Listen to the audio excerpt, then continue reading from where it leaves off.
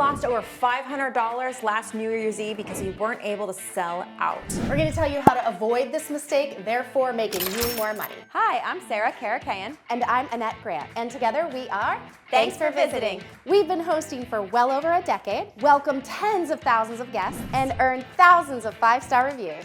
Our portfolio continues to bring in over $1.5 million year over year, and supported not only by the industry's leading brands, but also some of the biggest media outlets. And we're here to help you with your furnished rental.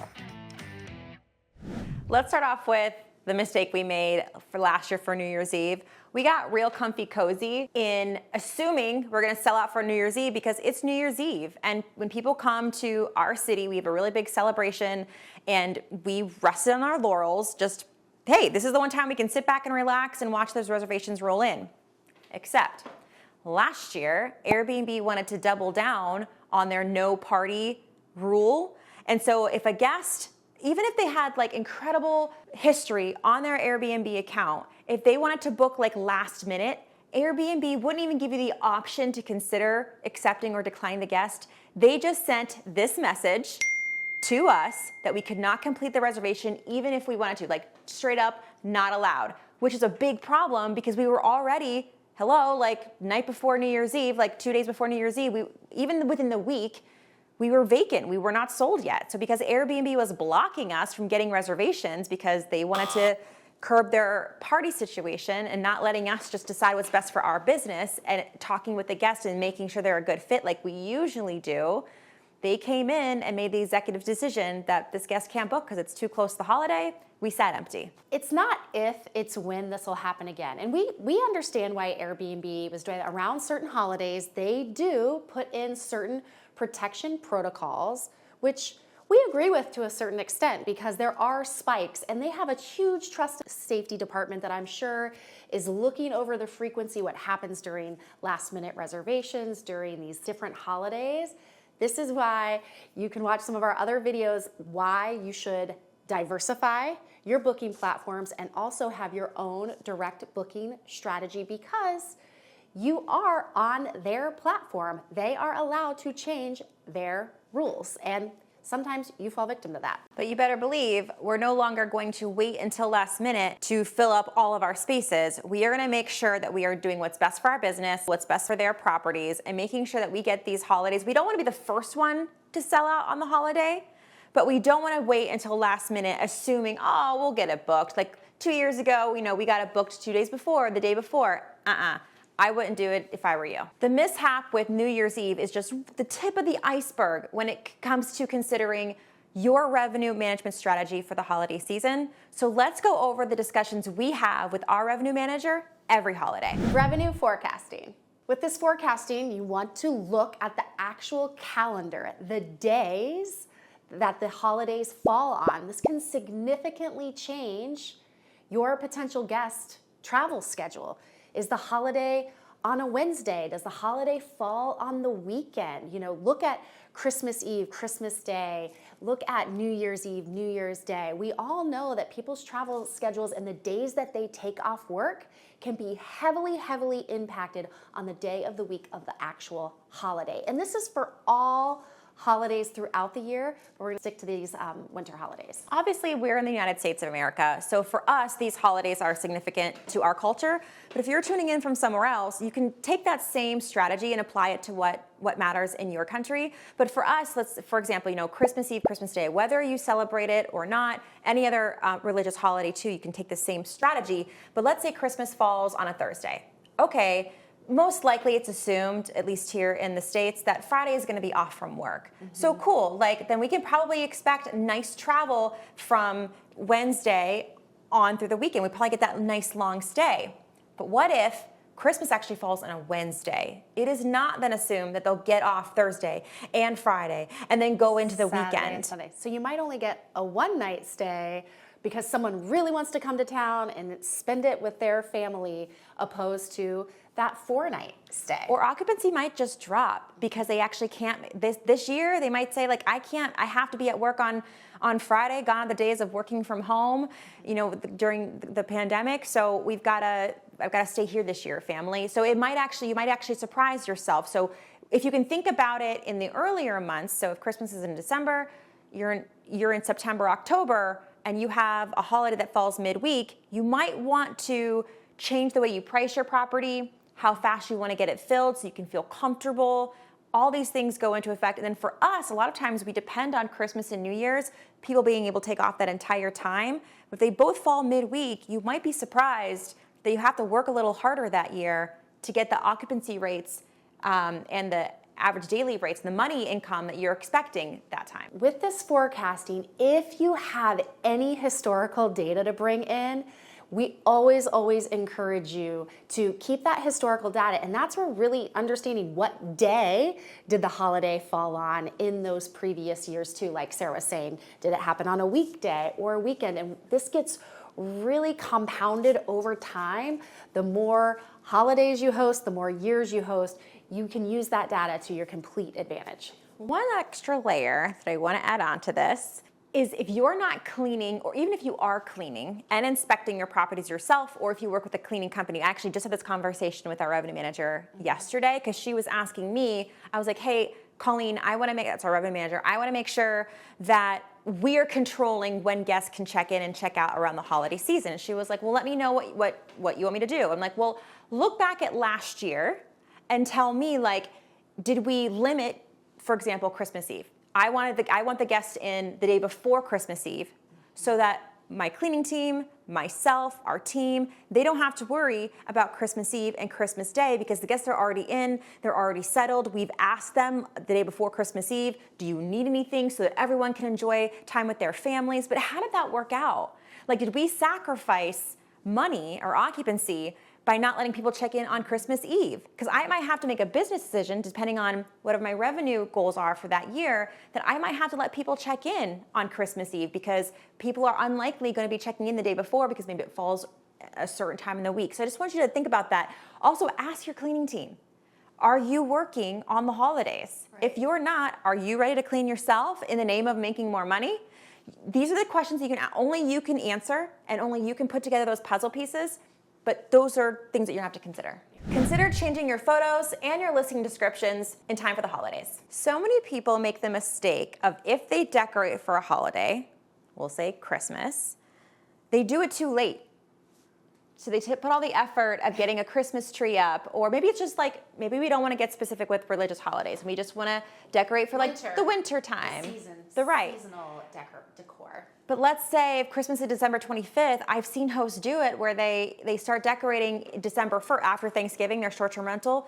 But depending on your booking window, when people actually book for that time period, they've missed out on the travelers who would have really appreciated and booked your property first at a higher rate because it is decorated for the holidays.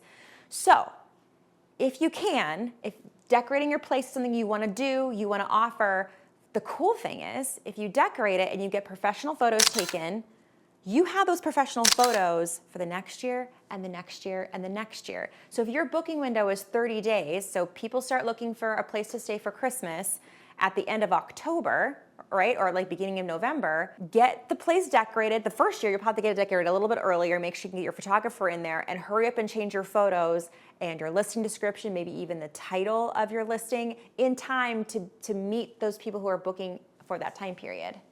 And again, like the description, it might be things that are taking place in your community for the holidays. So it's not just the actual photos. It can be things around your home, near your home, things that guests could be enjoying. Oh, and a pet peeve about photos. Like, I can't stand when it's, I'm getting ready to book a place for the winter and they're still showing all of the summer photos, or it's the summertime and they're showing all of the winter photos. So if you know the holidays are coming, that's where you show the indoor fire looking warm with cups of hot chocolate, show the outside photos matching the season.